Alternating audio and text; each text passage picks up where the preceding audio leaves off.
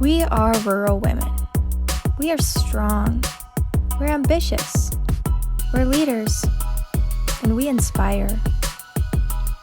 Some of us are mothers and caregivers, partners, workers and community members, friends. And we don't do it alone. We seek community, connection, and representation of people like us. 100 Rural Women plants that seed. We aim to cultivate a community that empowers rural women and lifts one another up. Welcome to our Spotlight series, where we interview amazing women who are making a difference for rural communities across Minnesota, because we believe that women like you deserve a spotlight.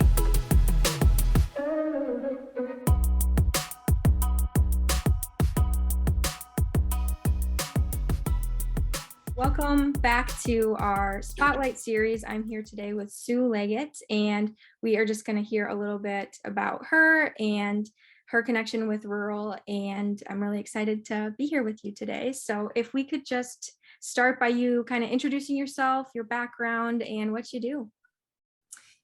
My name is Sue Legatt. I am a community engagement artist with a background in photography, and my immediate relationship to the rural community is I was born in Little Falls and spent the first few years of my life there, and then moved to Perm, Minnesota. And aside from college and bouncing around, just that's always been my home and the manner in which I was raised. And yeah, that's one of my primary identifiers, is a rural resident, even though I live in Moorhead, Minnesota, which a lot of people do consider to still be rural. So it's all a matter of perspective. But yeah, I'm a sixth generation Minnesotan from Stearns County, and I'll always be connected in that way. Yeah. So is that kind of why you chose to stay in rural and do some projects? I have looked at your art, of course, and your website, and I definitely want to talk more about your different projects. But why is it that you decided that you wanted to stay in rural? I don't even remember it being a conscious decision that I was going to focus on rural communities. And I sort of fall into it. I don't know necessarily that I categorize myself as a rural artist. I just find myself thinking about the rural and working in the rural a lot. So maybe I am, and I just, I don't know. But for me, it was one of those things where I wanted to be an artist pretty early on. I think somewhere around 9th or 10th grade, it was an artist or a teacher, and now I'm both. And but I didn't grow up in the arts community at all. My parents are dairy farmers, and my dad started a trucking company. My mom is a hairdresser, and going into the arts for them is a fairly scary prospect, because you want your kids to have a career that's, going to support them, and art didn't make sense. So immediately I went into mission mode, right? Where it was about educating my parents about the art world, and trying to get them to see how, graphic designers design the cereal boxes and the soup labels at the grocery store. And photographers are needed to document major moments in life, but also to record the happenings of the day. And, add beauty to locations, or organize community events, or try to keep music traditions alive, or to perform, or whatever the creative avenue is. The challenge for me, and I think the reason I keep coming back to the rural communities, is the rural communities are experiencing an evolution. It's like an evolution on steroids, because simultaneously we have rural flight, where younger people are leaving rural communities and are going to urban centers for job opportunities, or entertainment, or whatever it happens to be. But then there's also this influx that's happening, where people in urban centers are starting to buy land in rural communities. and this has been going on for a very long time, but if you look at like the last 20 years, Californians were buying land in Montana. They're buying those big ranches out in Montana because they wanted privacy and they wanted fresh air and all that. But then the Montana people started moving into North Dakota, or Chicago moved to Wisconsin and Minnesota. And so there's this cross transition that's happening where we have rural flight, but then we also have urban, I don't know, escapism or whatever word you want to call it. And so the traditions, and I use traditions lightly, but the way of living and how people related to each other in the rural communities when I was young almost doesn't exist anymore. Because when the populations decrease, the opportunities for gathering as a community and having those sort of art exchanges or those creative and cultural exchanges like music and food and performance, those can't happen as often because we don't have the populations to support them. So I'm fascinated about this huge shift that's happening in rural communities. And then also as a photographer with the photography background, how can I document that? And how can I involve the community in that process? Because it shouldn't be from one person's perspective. It should be from the people who are experiencing it. And I have this term I use, which is collective identity, where there's the identity of a community, but that identity is determined by everybody within the community, right? And so it's a collective experience that kind of puts this culture in its nut, in its little shell. So I'm just fascinated about that. And I want to figure out creative ways to involve people in telling their story and documenting those moments and then disseminating and sharing them with the rest of the world. That really, the collective identity, that's what you called it, right? Collective identity. Yeah, it really does show through in your projects, your community projects that you've done. Like I was looking at your Minnesota Nickel dish, your advice from Minnesota grandmothers. I think all of that really does have that same idea of collective identity. And if you wouldn't mind, you don't have to talk about all three, or you totally can, but just definitely if you could kind of talk about how you thought of those things and what they really are and how they came to be, I suppose. So we can go chronologically because it kind of, in my brain, that makes sense. Okay. I get asked a lot, how do you know when your project ends? And it more like it just keeps evolving. When the thing that I'm doing no longer feels as impactful or as necessary as this next thing that I want to do, then the project just sort of morphs into the next. So advice from Minnesota grandmothers, that actually started when, I think it was around Thanksgiving or something. I was talking to my cousins, and my grandmother was still with us at that time, but we were cracking jokes about the funny things, or we were telling these funny stories about how my grandparents handled certain situations. And it made me start thinking, like, you know, what advice or what things do grandmothers give? And and I'm also now becoming more and more fascinated with the idea of inherited knowledge as opposed to inherited material or object. Anyway, so the advice from Minnesota grandmothers came from that conversation and just thinking about how can I share this culture of grandmothers, both, you know, honoring and supporting their grandchildren, but also sort of admonishing them at the same time. So I just put out a call on Facebook and just said, hey, Minnesotans, what advice did your grandmothers give you? Took all of those responses. And then up here in Moorhead, we have what's called Cleanup Week, where the first week of May, you can put anything out on the curb and they haul it away for you. So inevitably, everybody ends up driving around shopping the berm. Yeah. It's the greatest garage sale ever because it's all sure. free. Yeah, I'm sure. So one year I found this massive box of upholstery swatches from like the 60s and 70s. And they're about 10 by 10, 12 by 12 inches. And that's the fabric I used for the grandmothers, because I wanted to be kind of nostalgic and, you know, around the era of when I came into the world, and sort of everybody's couch had that pattern on it. So yeah, I screen printed the text onto those and I wrapped them, and then they all have a crocheted starched border around them, because that is the tradition that has been passed down mother to daughter in my family. So it's kind of honoring my grandmother and all grandmothers, but also in a kind of a weird, funny, cheeky sort of way, because you don't often see a starched doily like on the wall with, you know, work hard attached to it. So yeah, it's just, you know, it's my sense of humor, but also kind of honoring grandmothers. From there, this idea of like, what does it mean to be Minnesotan?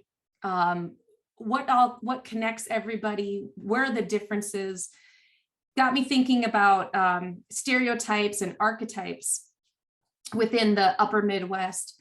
And we have, you know, there's Minnesota nice, there's Wisconsin kind or whatever, and everybody's got their, you know, label for it, but Minnesota nice. So I started thinking about that stereotype, whether or not it's accurate, and how can I explore this, the truth around Minnesota nice, and how do we determine niceness, you know? So I came up with the nickel, and I actually have some here so I can hold it up. They're just 1.5 inch wooden tokens, and each one is stamped on one side with this on it. On the other side is instructions for what to do, and then every coin has a unique serial number. So the idea is that when you're holding this coin, or when you have this coin, you have to find somebody, or you give it to somebody who you've witnessed do something nice. They don't know that this coin could be, I mean, they're just going about their day, they're doing their normal thing. But it's a real sort of subversive way of acknowledging their act without, you know, putting them on the spot or making it a big deal, which is also very Minnesotan, right? We're very passive. Right. Which is another thing, like, is it Minnesota nice? Is it Minnesota passive aggressive? Right. Right? So and then each nickel having a unique serial number, you can upload the story of how you either gave or received the coin to the website. And to date, there's got to be a few hundred stories on the website. So people can, and I get this every once in a while, where people, when they're having a bad day, they kind of scroll through and they read these moments where somebody was just kind because they just were. But what I learned with this pretty early on is, instead of it being about the act that the person did and the gesture of passing the coin, a lot of the focus was put on the person who had the coin, knowing they needed to pass it on, and trying to decide for themselves what act was nice enough to deserve the coin. And I've heard back from a lot of people where they're like, well, I saw people holding doors open, but that just didn't seem like enough. And like they were waiting for someone to, you know, buy somebody a meal, or I don't know, right? Some bigger gesture than just holding the door open. The other thing that happened was, when they had this, they started seeing, it's that, I'm trying to remember the name of the phenomenon, but if you think of the color red, you start seeing red everywhere where you didn't otherwise notice it. So when people were looking for these acts of niceness, they started seeing more niceness out in the world than they would have otherwise noticed, arguably. But yeah, so there's about, I want to say there's about 13,000 of these in circulation to date. Wow. They were at Super Bowl 52, which is super cool. And yeah, so you can still get these. You can sponsor nickels, but you can't purchase them. Sponsoring covers the cost of manufacturing and shipping. So it's me giving time to honor somebody else's time and their kindness and all that. So, and I had a thought and now it's gone. Oh, so a lot of my work is sort of that more quiet activism. I'm not a radical person. So I like to think about micro moments of empathy where it is as simple as passing a wooden token that just lets them know I saw what you did. That was awesome. I acknowledge you. Or sitting at a lunch table or sitting at a table and just having a conversation, and talking to somebody who you normally wouldn't have met, So I think there's a place for radical empathy and for radical gestures, but I think, especially in the Midwest, I think there's a place, and I'm very kind of overlooked, but I think that there's an important place for those micro moments as well, and how we can grow individually by having a conversation with one person, and that might shift our mindset. And then how do we take that new mindset out into the world? And who do we, when we talk to our friends, maybe the way we talk about situations or things has evolved a little bit, and maybe we can keep growing and learning from that. And I think that's important, especially today in our society where we have such strong feelings about things, and so many strong and often conflicting feelings and opinions about things. It's hard to see anything, the nuances of the world. A lot of things start to feel more like black and white, good and bad, right and wrong, up and down. It's getting harder and harder to appreciate that middle, muddy, sort of complicated area, even though that's where a lot of things exist. So I started doing the dish project in 2016. Before I was dreaming of this project before the 2016 election. And I started doing the dish projects before that. But really it was the idea, it taps on a couple of things, the lack of opportunity to gather in the rural communities, to have these kind of gathering sort of moments, and the tradition of potluck, the tradition of storytelling. Potluck and storytelling, sharing food and sharing stories is a universal act. As far as I know, every culture on the planet shares food and shares stories.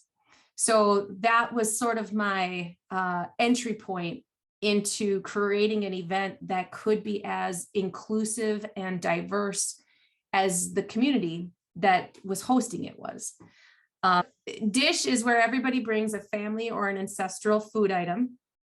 And the reason I did that is I wanted sort of a cheeky kind of demographic study. So if we got a lot of German dishes, we knew that there was a larger German community in that area or whatever. And then when people arrive, their items are photographed in a little lighting tent. So those photographs then act like a portrait of the individual who brought the item, because maybe the person was able to bring pretzels in a Ziploc bag. Maybe the person has this perfectly laid out custom casserole dish with the tater tots lined up meticulously, and they bring it in a handmade thermal wrap thingy, so, it's the full spectrum of what people are able to bring, and meeting people at their comfort, at their entry point. They're also asked to bring the corresponding recipe card.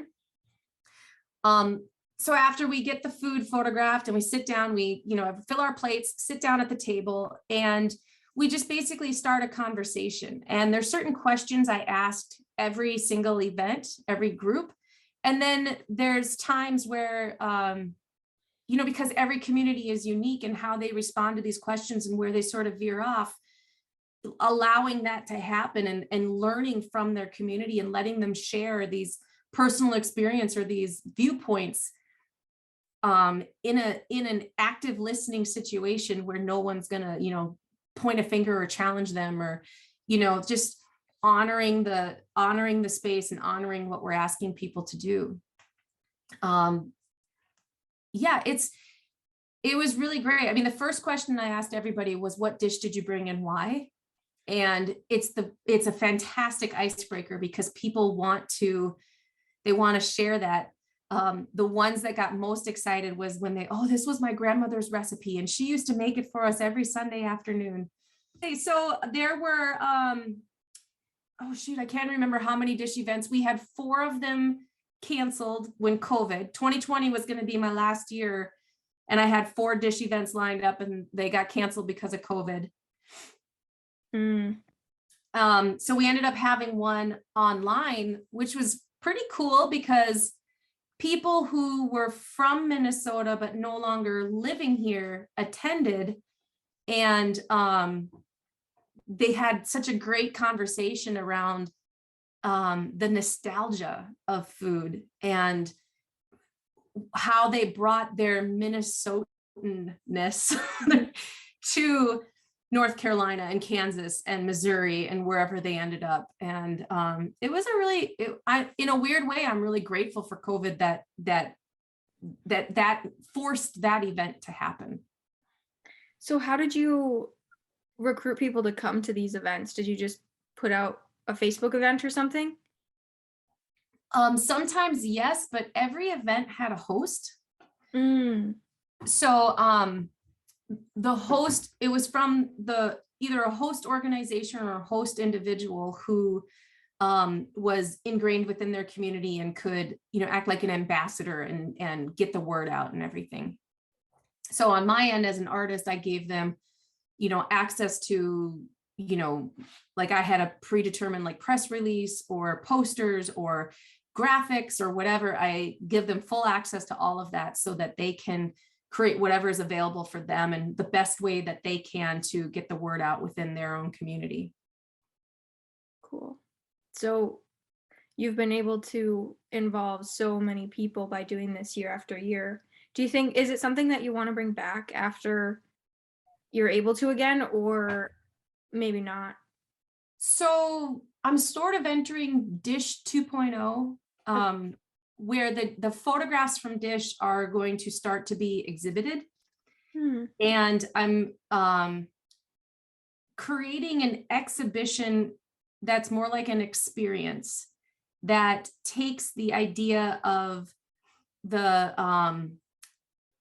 ancestral dish or recipe and sort of like creating a library that people can look through and add to while they're in the exhibition space. So I'm trying to figure out how to keep the context of Dish going forward, even though I've kind of moved past that. I'm moving on from Dish and hosting Dish events, but I want to do something very similar with this idea of inherited knowledge, because that's kind of what Dish was too, right? This recipes that are passed on. Trying to take this idea of inherited knowledge and making it even more accessible and inclusive. So we can eliminate the need for physical gathering, because even for some people, just getting in the car and going is a resource that they don't, it's a hard resource to have. Or, we talk about food insecurities, and it's hard to believe that even in rural communities, we have what are considered food deserts where people don't have access to food. And you start thinking of, like, even though the food is grown like right over there in that field, it's not available to the people. And maybe there's one grocery store that's 15 miles away and the prices are high, you know what I mean? So there's all these issues around food and accessibility and inclusion that I'm trying to think about quite a bit. And the other thing too is when I've been presenting Dish, there are a lot of mispreconceptions regarding the ethnic makeup of rural Minnesota. And it would be nice to shine a light on just how diverse it is, but also is becoming even more so. So that would be, I mean, I'd love to work in some of there. I'd love to go visit the communities where, they're a third Hmong people, or they're a third, half the population is Somali, or, I'm not sure if people in the urban centers, in the metro areas, understand that they're there, and they're there for a specific reason, Right. it's almost like they're there for the reason that the young white people are leaving. That's what they're seeking out. And again, there's this accelerated evolution that's happening, where you have the rural flight and the urban, I don't know, urban, not escapism, but urban, I don't know, whatever word we want to give that. Okay. Yeah, I mean, I live closer to the Twin Cities, just in a suburb of St. Paul right now. And yeah, it is, I mean, it is so different from rural that you don't really notice those things that you were just talking about. Just because, like, for me, I have never had an issue with being in a food desert, Mhm. even when I was living in a more rural area. So I think sometimes people don't understand the importance of that. And then you think about it's literally being provided, or not provided, it's being grown right there, but not provided right there. They can't even get Yeah. access to their own things in their area. Yeah. And it's funny because I'm a child of the 80s, and I never thought about it when it was actually happening because I was too young. But when the farm crisis was happening, where family farmers could no longer afford to support their family with their farms because they were being bought out by the mega farms, right? And it's weird to sort of think back on that now and talk to my parents about it. And I don't know how much of a factor that was in my parents when they left farming in, I don't know, 1988, maybe 89. But I do know, like, they had friends, and there were people in our community that lost that way of life. And when it's a generational way of life, when that's the way the family existed for 4 or 5 generations, it's awfully hard to just wake up one morning and say, oh, I'm going to do something completely different now. you know? And I think that's an experience that,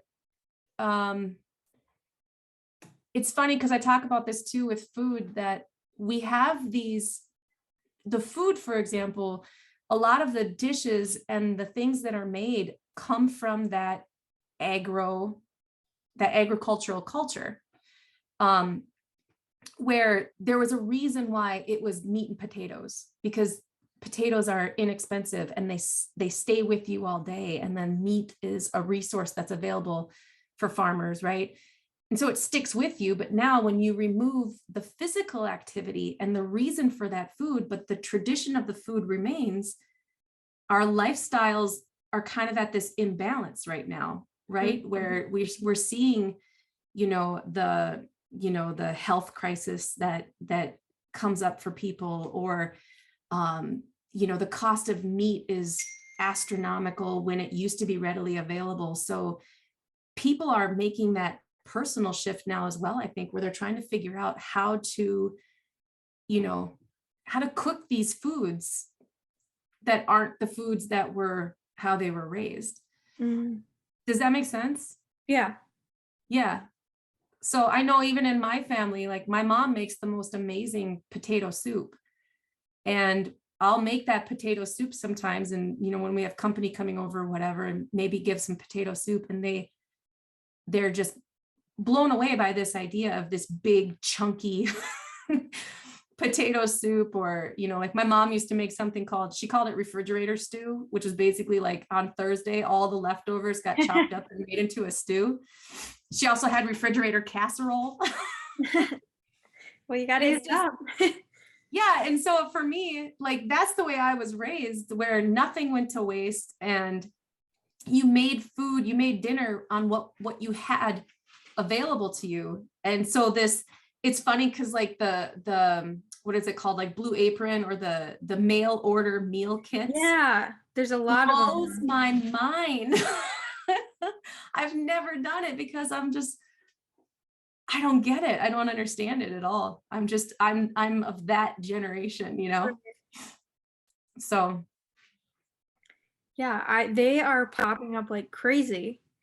And I think it is because it just makes things easier for people. They don't have to worry about like things going bad and all that. yeah, I've never tried one personally, but I do wonder if um like they ship anywhere and if they are helpful to people that are living in food deserts or if they're affordable in that way. I really haven't looked into that. But yeah, I do wonder about that because in one of my college classes we learned about food deserts and just how it's so easy for people outside of it to say like, oh, they should be eating healthier, or they should be blah blah blah, whatever it is, and they don't understand that it's not that easy.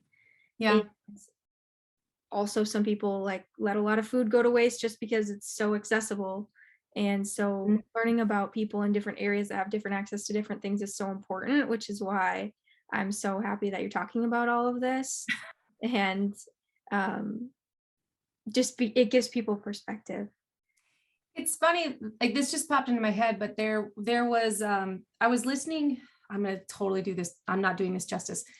I'm gonna do the thing where like I was listening to this podcast once. I don't remember what it was and who was talking, but that's so wrong to do that. But anyway, they were talking about why there's this theory about why lower income individuals don't throw things away, why they keep the broken TV or they keep like, you know, the car in the driveway under a tarp and everything. And it's not a personal like aesthetic choice to keep all that stuff. It's because that TV or those pair of shoes or whatever it is was hard to get. And it represents this effort and this struggle or this time period that they went through in order to achieve that. And so for them, that is something that they've earned as opposed to just acquired. And it's the flip side then with people who have a stronger financial support system where they do have more resources. To them, they can go get that thing. And when it breaks, we'll go get a new one. Like it's inconvenient and annoying, but they don't have the same emotional attachment to the object. And I think there could be a parallel to food in that way, where even though they know it's not the healthiest thing, or it's not the thing they should be eating, they keep doing it anyway because there's that emotional attachment to the taste or to the recipe itself, like, right, because it's the one mom made.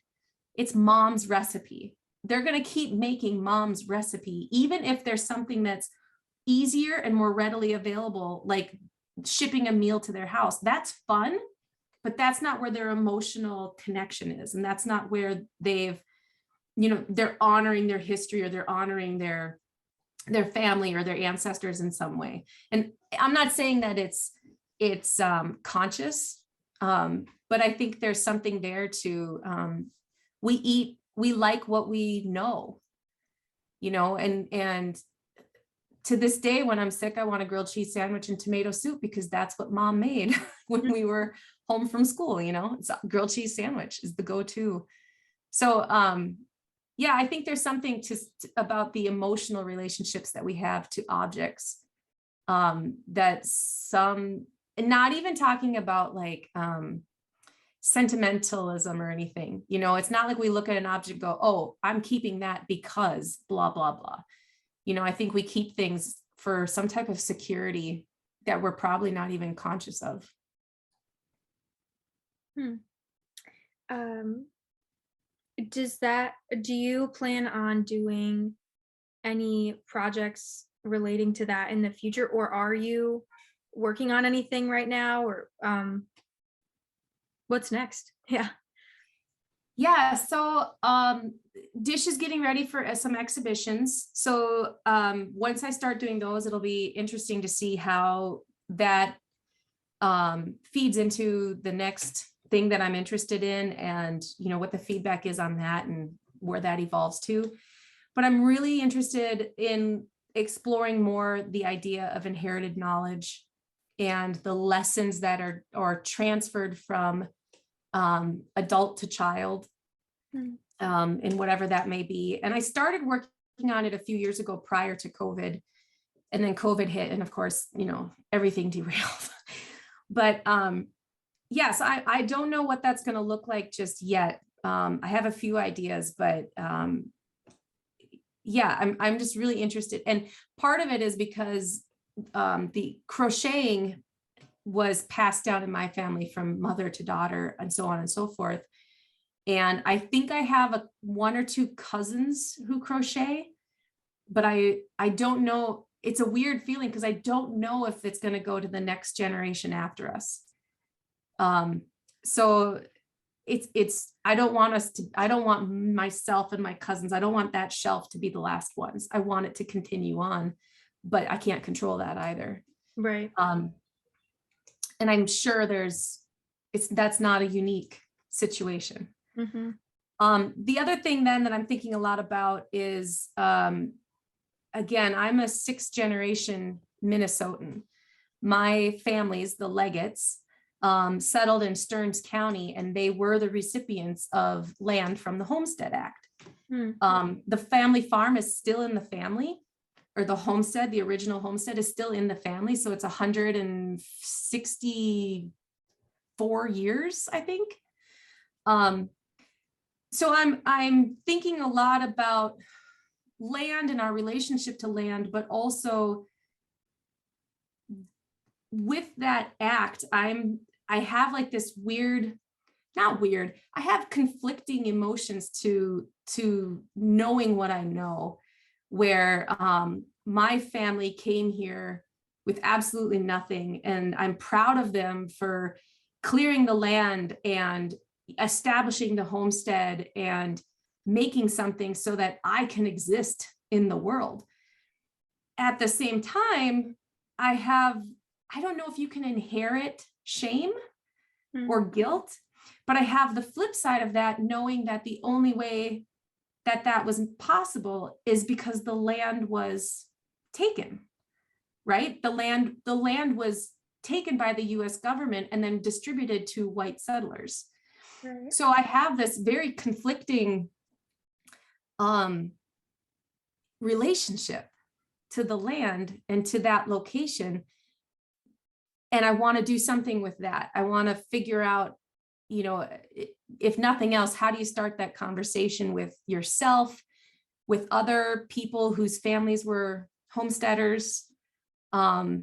But also I think it's important. So I'm doing a project right now where I'm visiting locations around Minnesota and creating 360-degree landscape photographs and I'm working with local historians trying to tell the full history of that specific section of land. So I'm visiting these various locations around Minnesota and working with, I'm lining up local historians who can help me, but I want to focus on the land and how it's been used and altered throughout history, as opposed to kind of flipping it, right? So instead of the person's experience on the land, I'm thinking about the land's experience from, the land's experience of the people that have been there. And I think it's important to just know, like, the history of your own backyard kind of thing. And it's funny because one or two of the locations are literally a backyard. And they're just like, really? I'm like, yep, that happened in your backyard. Oh, cool. So I'm trying to, again, it's being the younger generation and not always knowing the history of the world around you, but wanting to know, or not even realizing you want to know. Right. So just basically telling the stories of the rural communities and the people in a way that is honest and authentic, but respectful. I mean, obviously respectful as best as I can. And that's an important thing for me too, is maintaining context. Mhm. So like the dish events, they were all audio recorded and the complete recordings are available. So people could sit and listen to the hour and a half Mm, or however long it is and hear the whole conversation if they want to. right. But I think those are the two veins, the inherited knowledge and also inherited conflict, inherited guilt. I'm not really sure. So I'm just playing around with these ideas at the moment. Yeah. And I clearly you take these things that you care about and you use them creatively.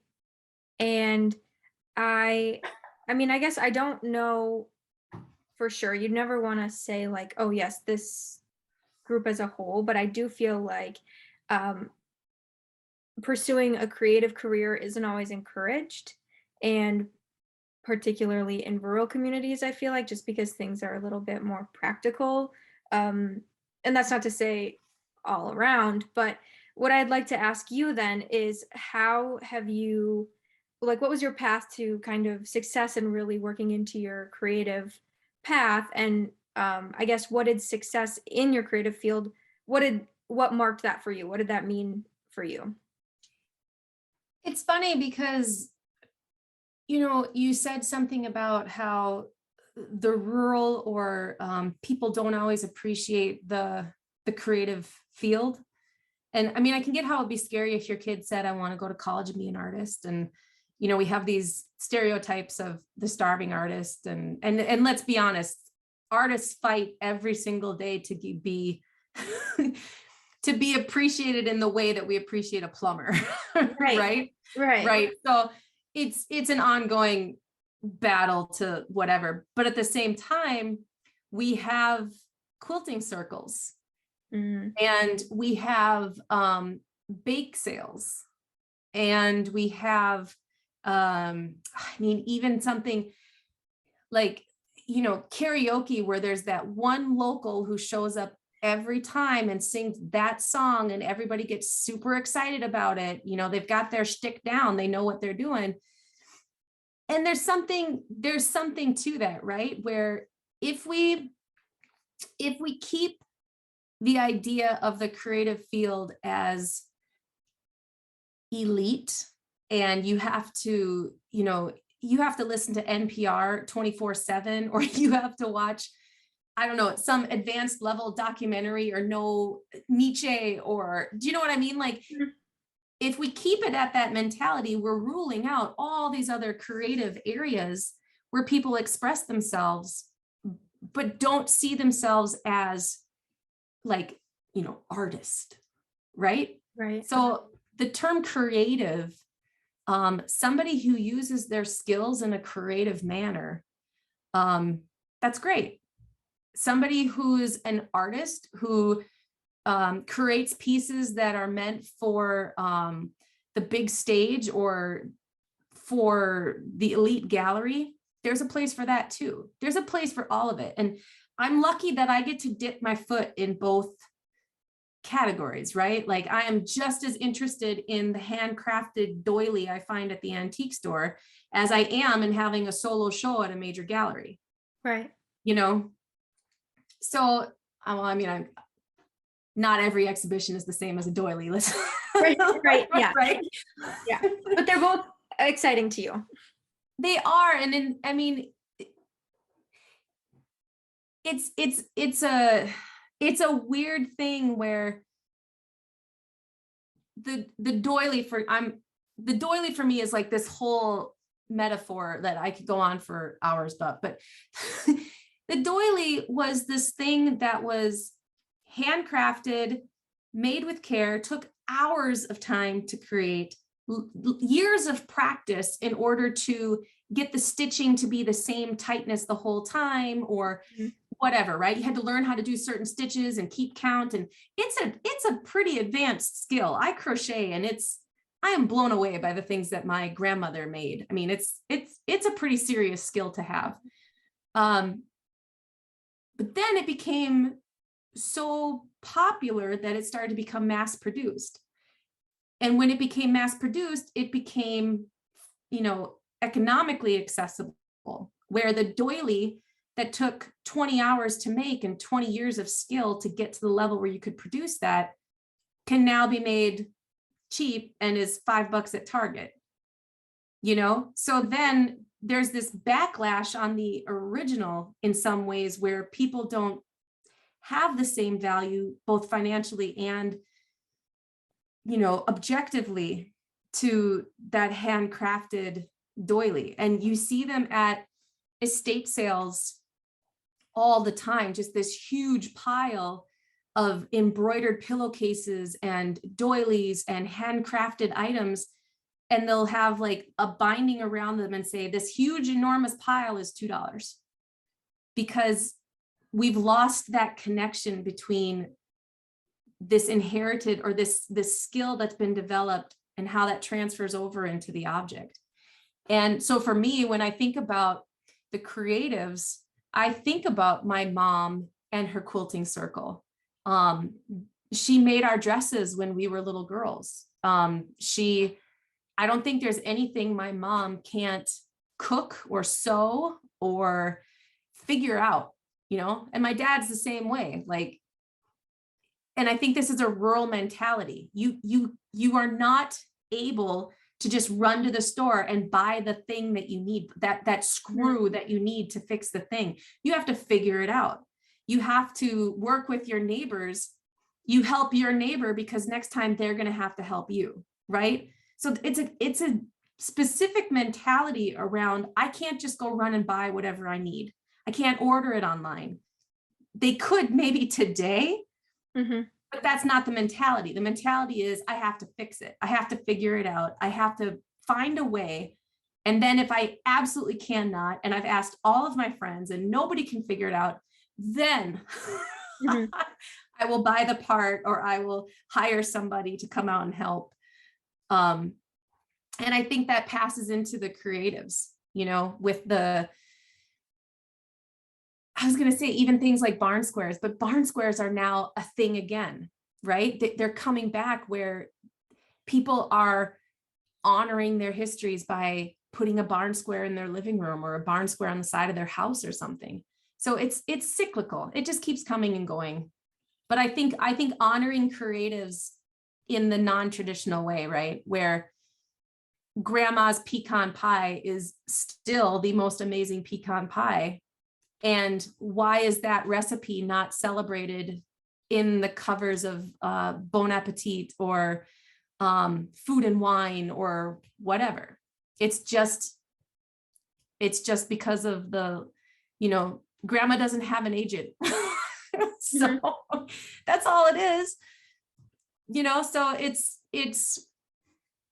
yeah, that's how I like to think about the difference between creatives and artists. They cross over a lot, but I think, you know, my grandma didn't consider herself an artist, even though she made the most amazing coffee cake. And my mom probably doesn't consider herself an artist when she's crocheting a doily. You know what I mean? Right. So, but they're definitely creatives, and they're definitely some of the most skilled practitioners I've ever seen. I just have one more question for you that I would love to hear what you have to say. I loved your written answer. But if you could give a piece of advice to your younger self or former self, what would that be and why? I think if I remember what I answered back to you, I think one of the things I would say is know your value.